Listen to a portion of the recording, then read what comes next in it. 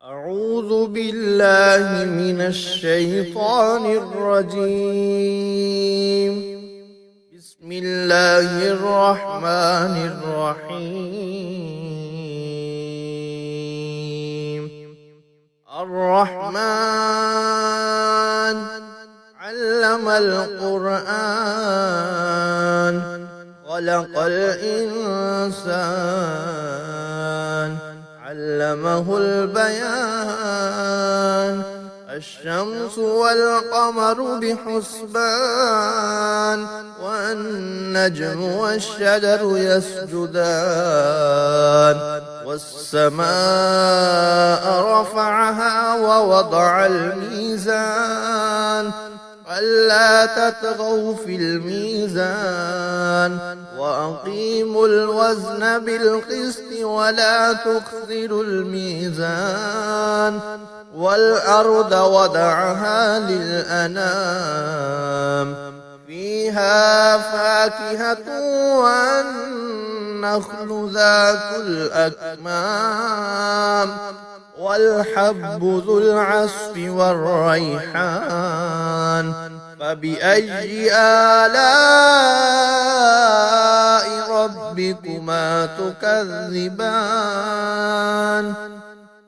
خلق الإنسان من صلصال كالفخار وخلق الجان من مارج من نار.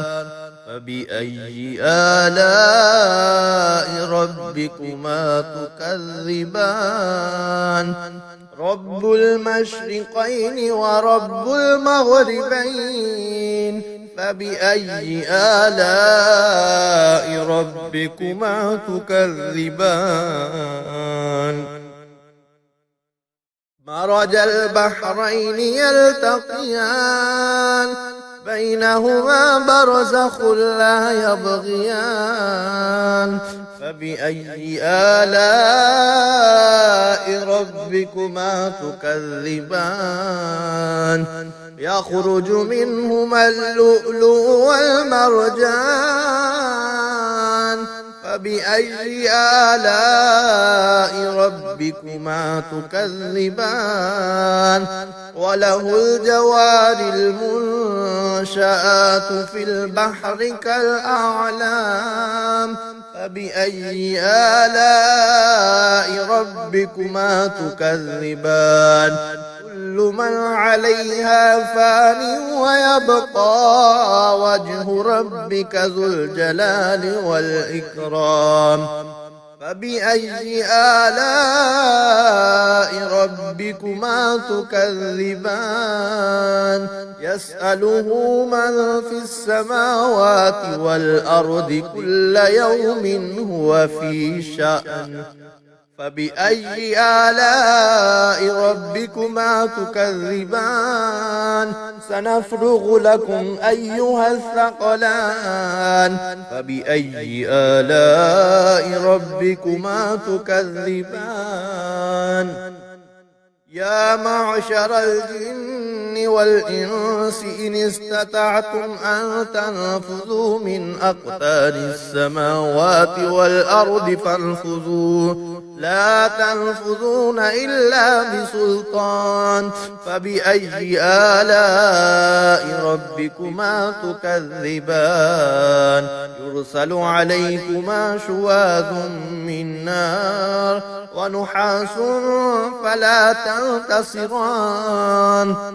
فبأي آلاء ربكما تكذبان؟ فإذا انشقت السماء فكانت وردة كالدهان. فبأي آلاء ربكما تكذبان؟ فيومئذ لا يسأل عن ذنبه إنس ولا جان. فبأي آلاء ربكما تكذبان؟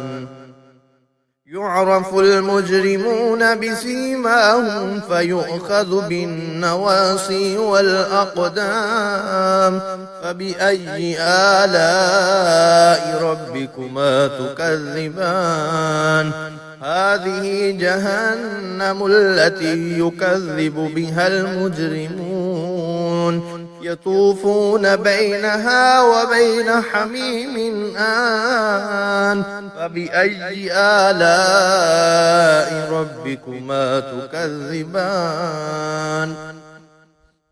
ولمن خاف مقام ربه جنتان فبأي آلاء ربكما تكذبان ذواتا أفنان فبأي آلاء ربكما تكذبان فيهما عينان تجريان فبأي آلاء ربكما تكذبان فيهما من كل فاكهة زوجان فبأي آلاء ربكما تكذبان متكئين على فرش بطائنها من استبرق وجنى الجنتين دان فبأي آلاء ربكما تكذبان